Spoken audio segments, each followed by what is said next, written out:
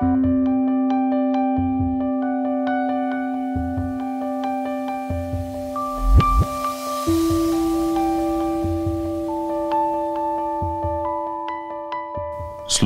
etnografski muzej bo v letu 2013 obeleževal 90-letnico z raznovrstnimi prireditvami in razstavami skozi vse leto.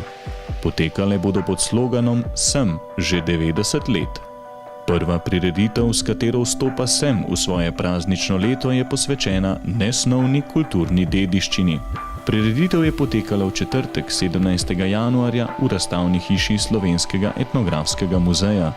Obsegala je predstavitev dosežkov Sema kot nacionalnega koordinatorja varstva žive kulturne dediščine, novi priročnik o nesnovni kulturni dediščini, novejša spoznanja o kranjski klobasi, ki je kot zadnja enota tradicionalno izdelovanje kranjskih klobas vpisana v register žive kulturne dediščine in donacijo predmetov in dokumentov znanega ljubljanskega mesarja Josipa Rozmana iz prve polovice prejšnjega stoletja.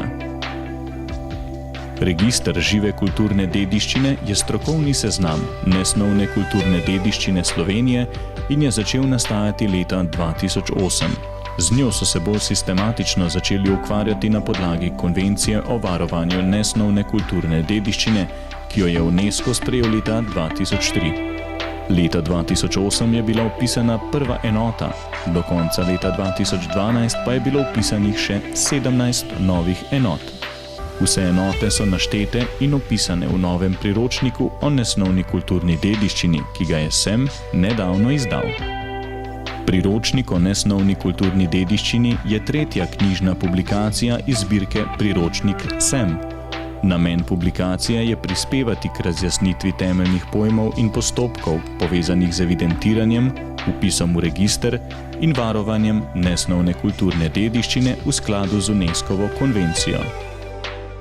V register žive kulturne dediščine je vpisana tudi enota tradicionalno izdelovanje kranjskih klobas, za katero je v pripravi tudi razglasitev za živo mojstrovino državnega pomena. Prav te dni mi je v roko prišla zadnja monografija, ki so jo o značilnih avstrijskih izdelkih izdali v sosednji Avstriji z letnico 2011 in tam lepo piše, da so nekateri ožji prijatelji Franca I.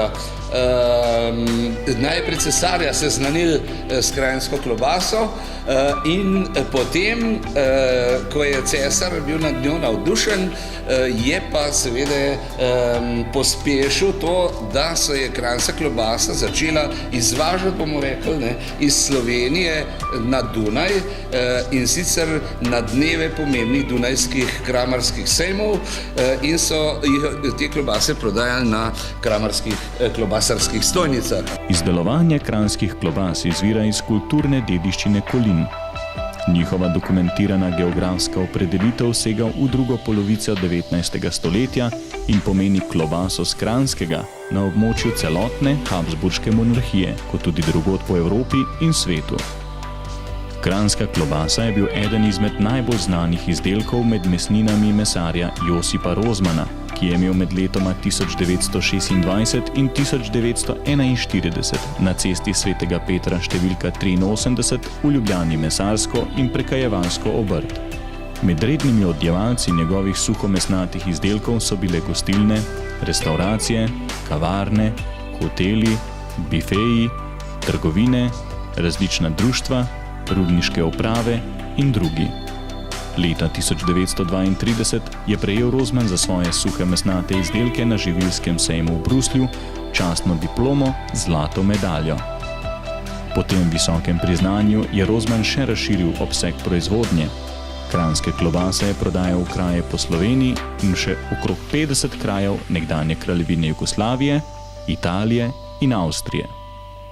Rozmanove predmete, obrtne dokumente in fotografije je Slovenskemu etnografskemu muzeju podaril njegov sin Janez Rozman z družino iz Ljubljane oktobra 2012 in so bile na ogled na priložnostni razstavi, ki spremlja to prireditev. Kakšna je vloga pravzaprav pri vpisu v register nesnovne kulturne dediščine, se pravi v vpisu kranjske klobase kot neke slovenske posebnosti? Ja, torej Slovenski etnografski muzej upravlja pomembno nacionalno nalogo koordinatorja za varstvo tako imenovane žive kulturne dediščine. To je pač naloga, ki nam jo narekuje Zakon o varstvu kulturne dediščine. V praksi pa to pomeni, da smo mi tisti, na kogar pravzaprav naslavljajo nosilci ali pa predlagatelji različnih enot nesnovne dediščine, da pravzaprav te enote pridejo v sam nacionalni register. To je pač naša, bi rekla, tista selektivna naloga, strokovna naloga, da izberemo, da ovrednotimo tiste predloge, ki jih smatramo za res pomembne, za res reprezentativne za nesnovno dediščino na Slovenskem. In to je pač, bi rekla, ta prvi korak, da se opravi ta selekcija, potem pa v sodelovanju z resornim ministrstvom za izobraževanje, šolstvo, šport in kulturo preidejo te, bi rekla, potrjene enote, strokovno ovrednotene enote v sam register. To je tista, bi rekla, prva stopnja, in v nadaljevanju, če ocenimo, da pa so neke enote, ki res pravzaprav izstopajo, ki so nacionalno reprezentativne, jih pa potem predlagamo za razglasitev za spomenike oziroma tako imenovane žive mojstrovine. Kaj te vpis kranjske klobase v register nesnovne kulturne dediščine pomeni za promocijo in za sploh proizvajalce kranjske klobase?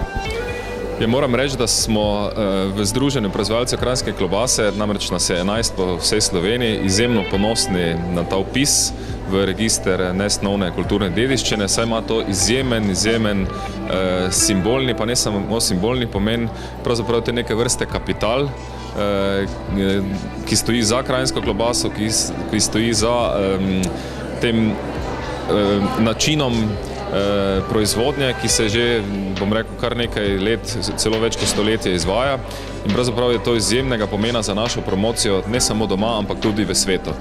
V letošnjem letu načrtujete dodatne promocije, katere so tiste najbolj pomembne? Ja, mi se v letu 2013 želimo z kranjsko klobaso, z njenim okusom, ne nazadnje, če hočete, tudi z načinom izdelave, ki je danes dobil še posebno priznanje, približati potrošnikom, približati uporabnikom, približati mesojedcem. Nekako smo v preteklih letih v združenju vlagali predvsej v promocijo, da tako rečem, v masovnih medijih, zdaj pa želimo se približati našim potrošnikom, tudi mlajši populaciji, zato sponzoriramo tudi nekaj dogodkov, nekaj mladinskih filmov, izvedli bomo kar precej predstavitev tako imenovanih dnevov kranjskih klobas po različnih krajih po Sloveniji. Povezali smo se tudi z cvičkarji in pa z Društvom za zaščito praženega krompirja. Nekako želimo zaokrožiti to ponudbo slovenskih tradicionalnih, če hočete, legendarnih jedi in jo bolj približati našim potrošnikom.